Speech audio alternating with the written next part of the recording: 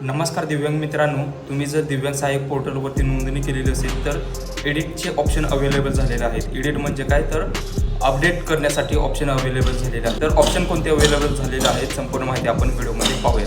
नमस्कार, मी तुमचा योजना दूत. तुम्ही बघत आहात नवीन योजना यूट्यूब चॅनल. दिव्यांग मित्रांनो, पहिला ऑप्शन जो अवेलेबल झालेला आहे तो ऑप्शन आहे जो तुम्ही अपलोड केलेले इमेज आहे, म्हणजे जो तुमची प्रोफाईल आहे ते प्रोफाईल अपडेट करण्यासाठी एडिट ऑप्शन अवेलेबल झालेला आहे. आता हा ऑप्शन आहे, याच्यावरती तुम्ही जो तुमचा फोटो जुना असेल तर तो तुम्ही अपडेट करू शकता. यानंतर दुसरा एडिटचा जो ऑप्शन अवेलेबल झालेला आहे तो आहे डॉक्युमेंटचा.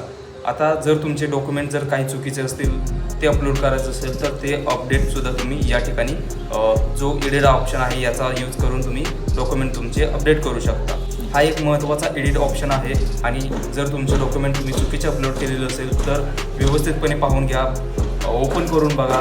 ब्लर असतील तर वापस पुन्हा अपलोड करू शकता. याच्यानंतर तिसरा जे एडिटचा ऑप्शन आहे त्यामध्ये तुमचा सांभाळ कोण करत असेल तर त्याचं जे काही डिटेल आहे त्याच्या संदर्भात आहे. तर तुम्ही पाहू शकता या ठिकाणी तुमचं जर सांभाळ कोणी करत असेल किंवा एखादी संस्था असेल, NGO वगैरे काही असेल तर ते त्याचंसुद्धा एडिटचं ऑप्शन अवेलेबल झालेलं आहे. याच्यानंतर एक महत्त्वाचं एडिट ऑप्शन आहे ते म्हणजे बँक डिटेलचं. जर तुमची बँक डिटेल जर तुमची चुकीची असेल, IFSC कोड चुकीचं असेल तर हे अपडेटसुद्धा तुम्ही करू शकता. म्हणजेच जे तुमचे डॉक्युमेंट आहे ते बँकेची डिटेल तुम्ही तिथं द्यायची आहेत. तर कशा पद्धतीने, तर या पद्धतीने तुम्हाला हे सगळे डिटेल तुम्हाला अपडेट करायचे आहे.